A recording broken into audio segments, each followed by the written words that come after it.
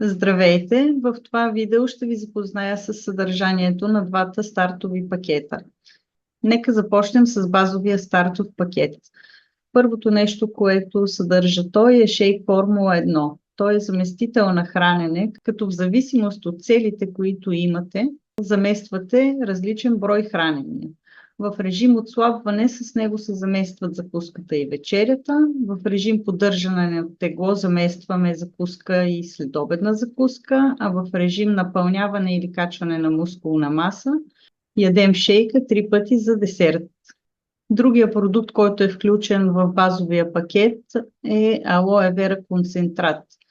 Той е основен помощник за детоксикация и изчистване на организма.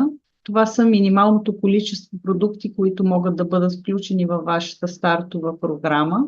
В разширения пакет са включени отново продуктите от базовия пакет, Shake Формула 1 и Алоe, но като допълнение в този пакет имаме билкова чайна напитка. Нейната роля е да подпомогне детоксикацията на организма, да даде сила и енергия.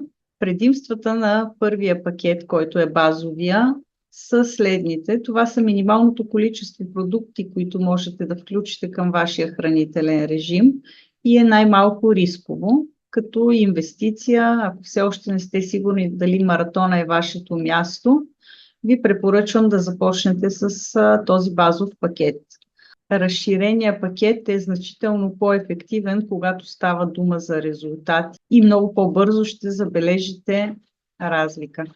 В края на тази формичка ще намерите друго видео, което предоставя допълнителна информация относно състава и хранителните стойности на продуктите, предоставена от компания Herbalife. Довиждане, надявам се скоро да се видим на живо.